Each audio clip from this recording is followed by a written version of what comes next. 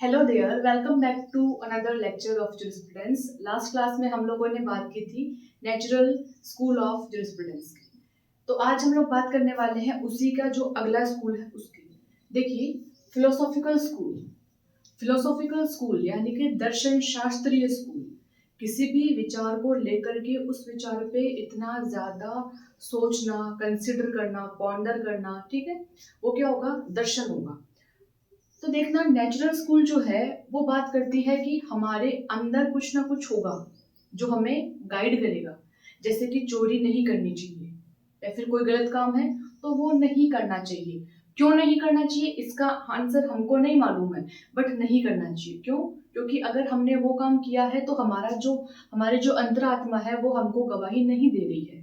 ठीक है, that is all about natural law school. अगर हम बात करें फिलोसॉफिकल की, तो क्या लिखा है मैंने कि it is just like natural school. Natural school की ही तरह है ये। ठीक है, लेकिन दो चीजें अगर बिल्कुल समान है, एक जैसी है, तो फिर अंतर की बात कहाँ से आई? और अगर अंतर नहीं होता तो फिर हम केवल एक ही पढ़ लेते, नेचुरल स्कूल। देखिए, फिलोसॉफिकल जो स्कूल है उसमें एक कैच है, बट है ना, देखो, हाउ एवर क्या बोला? रीजन और लॉजिक। जैसे समझना, मैंने ये बोला है कि हमको कोई गलत काम नहीं करना चाहिए क्योंकि मेरा मन इस बात की गवाही नहीं दे रहा है। मैंने कुछ किया, नहीं नहीं आज ये तो गलत है, ये नहीं करते हैं, नहीं किया। क्यों नहीं किया? आपको उस क्यों का आंसर वहां पे नहीं मिलेगा। लेकिन जहां पर आपको इस क्यों का आंसर मिल जाए, आपने अपने विचारों को इतना ज्यादा घुमाया है कि आपको फाइनली उस क्यों का आंसर मिल जाएगा, दैट इज फिलोसॉफिकल स्कूल।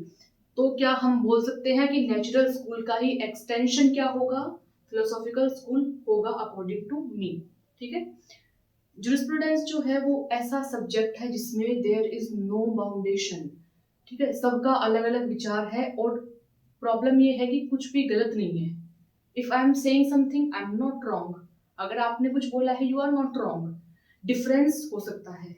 ठीक है, इसमें हम लोग डील करने वाले हैं बेसिकली 4 या 5 जूरिस्ट की। नंबर 1 है हुगो ग्रोशियस। ग्रोशियस का नाम आपने बहुत सुना होगा।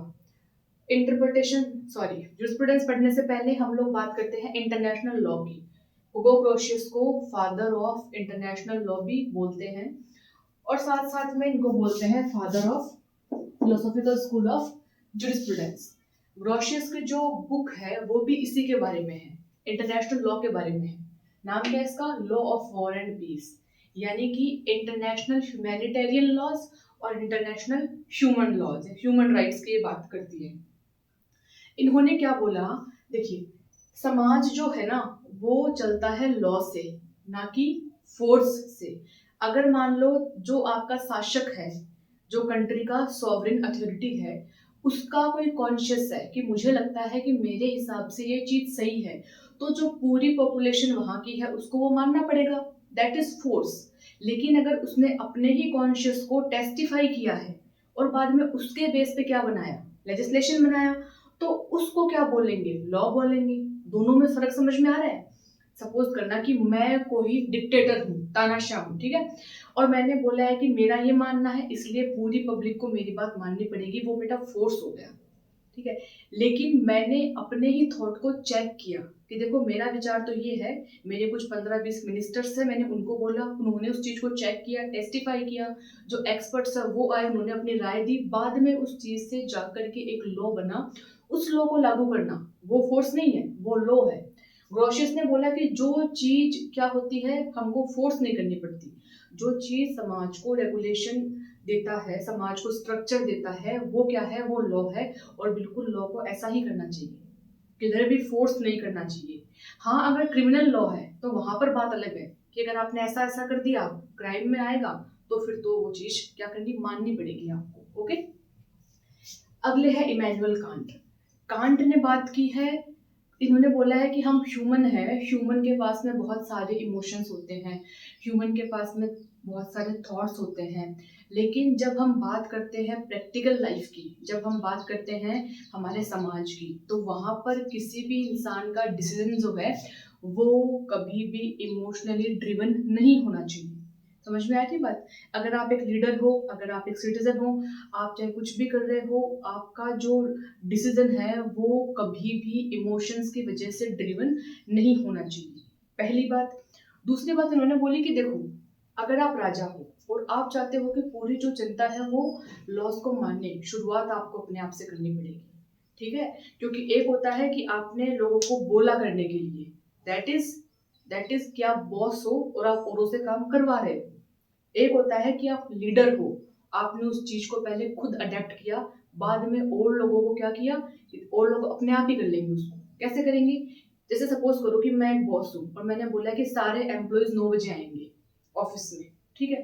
सारे एम्प्लॉयज 9 बजे आ रहे हैं, बट मैं खुद ही लेट आ रही हूँ, कभी 10 बजे कभी 11 बजे। तो कुछ दिनों बाद में एम्प्लॉयज क्या करेंगे कि मैम तो खुद ही लेट आ रही है, तो वो भी उस चीज को देख करके अपना कंडक्ट चेंज कर लेंगे, ठीक है। ये हो गया टिपिकल बॉस बिहेवियर। लीडरशिप क्या बोलता है कि जैसे मान लो मैंने बोला कि सब लोग 9 बजे आएंगे इंक्लूडिंग मी, और मैं खुद 8:50 पे ऑफिस पहुंच जाती हूँ, और सबसे पहले जो भी लोग आते हैं I welcome them by saying good morning. इसका मतलब क्या होगा? इसका मतलब ये कि कोई भी एम्प्लॉय डेयर नहीं करेगा 9 बजे के बाद आने की, क्योंकि I have the authority, I set the milestone for them, they have to follow that. समझ में आ गई बात? तो कांट ने इसी बात को एडवोकेट किया है। ओके, अगले जो है दैट इज हीगल। हीगल का एक जो प्रिंसिपल है that is dialectical method. Dialectical method बहुत ही सिंपल है, बहुत सिंपल है। क्या बोलता है कि देखो, मेरे पास एक थॉट आया और मैंने वो थॉट रखा, बाद में कुछ सालों बाद में किसी और इंसान के माइंड में उसी से संबंधित कुछ और थॉट आया, ठीक है। बाद में वो दोनों थॉट आपस में मिलकर कोई नया तीसरा थॉट क्रिएट करते हैं, और ये बहुत प्रैक्टिकल चीज है, ऐसा होता है। जैसे कि हम लोगों ने बात की थी, याद करो, नेचुरल स्कूल में सबसे पहले कौन आया था? जैसे मान लो कि प्लेटो की बात की, तो प्लेटो ने एक थॉट दिया, 200 साल बाद में कोई नया जूरिस्ट आया, उसने उसी थॉट को क्या किया, कुछ चेंज किया। फिर 1000 साल बाद में एक और नया जूरिस्ट आया, उसने क्या किया, दोनों थॉट्स को लेकर के कोई नया तीसरा थॉट बना दिया। और ये होता भी है। हमारे पास इंडिया में जो आज लॉ है, क्या वो लॉ केवल एक दिन में बन रहे थे? नहीं बने थे। जैसे मान लो कि मुगल थे, उनका कोई लॉ था, ओके। ब्रिटिशर्स आए, उनका कोई लॉ था, ओके। बाद में जो इंडियन गवर्नमेंट है, उन्होंने इन दोनों थॉट्स को क्या किया, एनालाइज किया, और बाद में एक तीसरा कंक्लूसिव थॉट वो लेकर के आए, that is what, that will be the new law, ठीक है। तो ये जो पूरी कंसेप्ट है, एक विचार होगा, एक और विचार होगा, नया विचार बनेगा, ये पूरी बात बेटा किसने की है? हीगल ने की है, ठीक है। हीगल ने इतनी बातें की है। फिर इनका ही जो समर्थन किया है वो किसने किया है? फिट्जे ने। फिट्जे ने बोला कि देखो, आपने बता दिया कि एक थॉट होगा, एक और थॉट होगा, और एक और थॉट होगा, उनके नाम अपन रख देते हैं ना। तो इनके जो नाम है वो रखे हैं फिट्जे ने। क्या बोला? सबसे पहला मैंने बोला प्राइमरी थॉट, या थॉट नंबर 1, थीसिस बोला, थीसिस, ठीक है। दूसरा थॉट नंबर 2, एंटीथीसिस, ठीक है। और जो लास्ट में बनेगा ना third thought, that is synthesis. ये क्या दिन उन्होंने वोकैब को इंट्रोड्यूस किया, ओके। और जो लास्ट इसमें है that is John Rawls. John Rawls ने क्या बोला? एक प्रिंसिपल है बेटा, veil of ignorance. Veil of ignorance यानी कि लॉ जो होता है ना, याद करो, लॉ का जो स्टैचू है, कानून की देवी, अंधी है ना, आंखों पे पट्टी बंधी है, क्यों? क्योंकि सब समान है ना, भेदभाव नहीं करना। एंटी बायसनेस को क्या करता है? वो रिप्रेजेंट करता है। बिल्कुल वैसे ही क्या बोला? वेल ऑफ इग्नोरेंस, कि despite of whatever is happening around the world, आपको क्या करना है? आपको सब फैक्टर्स को इग्नोर करके लॉ को एकदम इक्वल रखना है सबके लिए, ठीक है। चाहे वो जेंडर हो, वो कास्ट हो, रिलीजन हो, जो कुछ भी हो, सबको साइड में करके आपको इक्वल लॉ स्टैब्लिश करना है, ये इन्होंने बोला है, ओके। बुक्स की मैंने नोट की है, इनकी 2 बुक्स है, theory of justice and justice of fairness, ठीक है। सबसे ज्यादा जो पूछे जाने वाले जूरिस्ट यहाँ से है वो है इमैनुअल कांट। अगर हम बात करें यूजीसी नेट की, सवाल बहुत बार आता है कि कौन सा जो जूरिस्ट है वो कौन से स्कूल से बिलोंग करता है, वहां पर कांट का नाम बहुत बार आता है, ठीक है।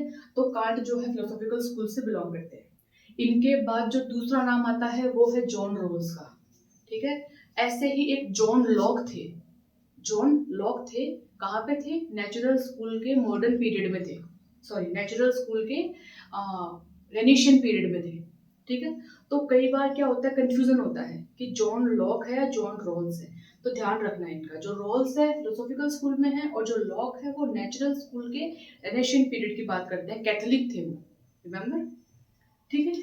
उसके बाद में जो गोग्रोशियस है, इनको तो डिटेल में पढ़ते हैं हम लोग इंटरनेशनल लॉ में, जहां हम लोग बात करते हैं लॉ ऑफ वॉर की और लॉ ऑफ पीस की, ठीक है।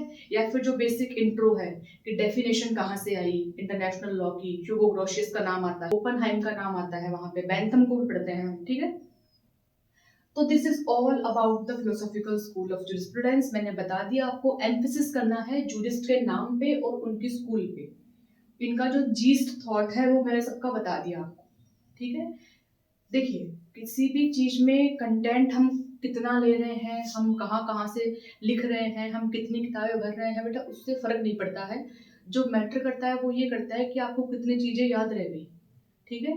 तो मैं हमेशा एक सिंगल पेज के नोट्स में बिलीव करती हूँ। मैंने खुद ने अपनी लॉ स्कूल की जर्नी में नोट्स बनाए हैं, वो भी केवल वन वन पेजेस के। जैसे फिलोसॉफिकल स्कूल है, I literally have the one page for it.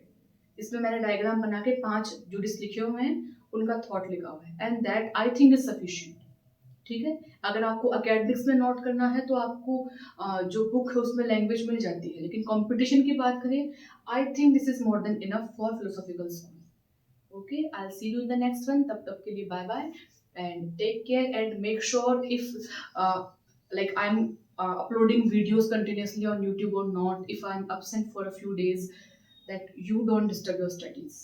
Okay, bye bye.